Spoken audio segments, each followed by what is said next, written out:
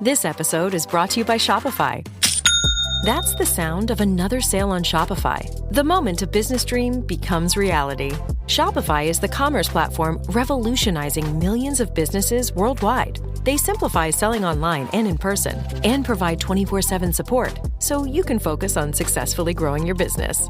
Sign up for a $1 per month trial period at shopify.com/offer22, all lowercase. This is Optimal Finance Daily, episode 2206, 7 Money Smart Ways to Spend Your Tax Refund by Andy Hill of MarriageKidsAndMoney.com. And I'm your host and personal finance enthusiast, Diana Merriam. Now let's get right into today's post and continue optimizing your life. 7 Money Smart Ways to Spend Your Tax Refund by Andy Hill of MarriageKidsAndMoney.com. So you got a big tax refund. Sweet, what an awesome feeling. The big question is, what should you do with this unexpected money now at your disposal? The first reaction for those of us who work long hours and are sick of the winter weather is to plan a tropical vacation. We're all thinking sunshine, umbrella drinks, and white sandy beaches. Now, I'm all about the tropical vacation, but it's important to consider some other options that will improve your financial situation first. You don't want to be laying out on the beach thinking about unpaid credit card bills. Those Coronas taste sour when they're spiked with guilt. Here are 7 money smart ways to spend your tax refund. Number 1, crush debt. If you have credit card bills that are piling up interest, student loans that have been around way too long, or a home equity line of credit that you've been using like an ATM, this year's tax return can help stop the bleeding. Whether you're getting $50 back or $5,000, take this moment to begin eliminating debt from your life. My wife and I paid off $48,132 of student loans and car debts in 1 year. The major reason we were able to do it so fast was by taking advantage of found money moments, like getting money back on our taxes. If you don't have enough to completely pay off one of your debts, that's okay.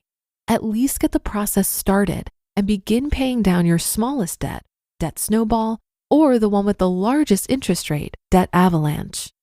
Make a debt destruction plan and commit to it. This could be a defining moment for you and your family. Number 2, create an emergency fund. When the unexpected occurs, like car trouble, home repairs, or job loss, it feels like those emergencies come out of nowhere. To resolve one of these major life issues, we feel like we're forced to go further into debt if we don't have the proper savings in place. To avoid this situation in the future, take your tax return and build up your emergency fund. A great savings goal to shoot for is 3 months of living expenses. If you typically live on $3,000 per month, your goal should be to have $9,000 in a savings or money market account. This way, you're covered for a decent amount of time if you lose your job.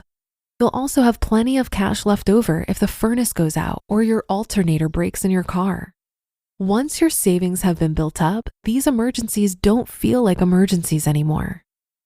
Number 3, invest for your retirement.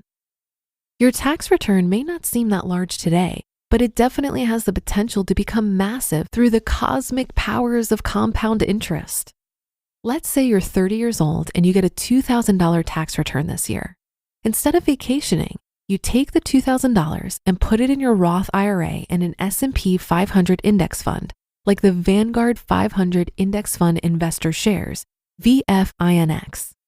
If you left that $2,000 alone until you're 60 and contributed the same amount each year, you'd have $474,657.70.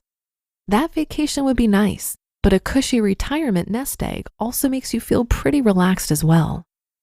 Number 4, pay down your mortgage.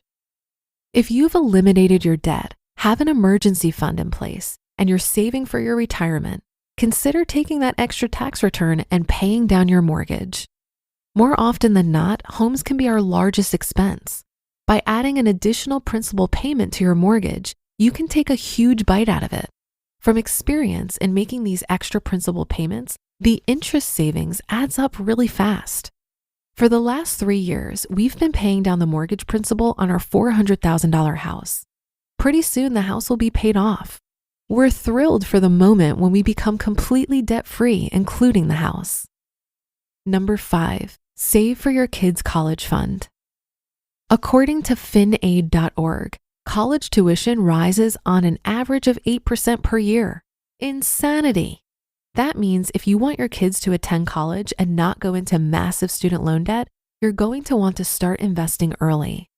Use your tax return to start a 529 for your children. The same principle of compound interest works here as well. The earlier you invest, the more your account can grow. Get started, contribute to the account consistently, and your kids will get a jump start on life because of your money smart moves. Number 6, get a life insurance policy. If your spouse and kids depend on your income to live, you need a life insurance policy. With this newfound money from your tax return, invest in a term life policy to ensure your loved ones are taken care of in case you die unexpectedly. Avoid whole or permanent life insurance policies as you're better off investing those high monthly payments in the stock market. Term life can give you the best coverage and the lowest monthly payments. I'd recommend getting with an insurance provider like Quotacy, who can get you quotes from multiple insurance companies. And number 7, start a business. Have you always dreamed of becoming a successful entrepreneur? Building your business takes time, patience, and a little bit of dough. The money you just got back on your taxes can be the capital you need to make your new business dreams come true. Find some extra hours in your week to work on your business plan. Think about what your product or service could be, how it will fill a need in the marketplace, and what it takes to make the business a reality. Personally, I take advantage of the 5:30 to 7:30 a.m. time slot for my blog and podcast adventures. It's my special time in the morning for growing my business before the kids wake up and I head off to my full-time job. Once you get in the groove and your business begins to make money, the extra income you'll be earning will help you expand your business and enjoy more of the luxuries life has to offer. Yes, I know life is short and living for today can be fun. I'm speaking for myself when I say that I feel a lot more relaxed on vacation when I know my finances are in order. If you feel like you're killing it in these 7 areas already, then go on that tropical vacation. You deserve it.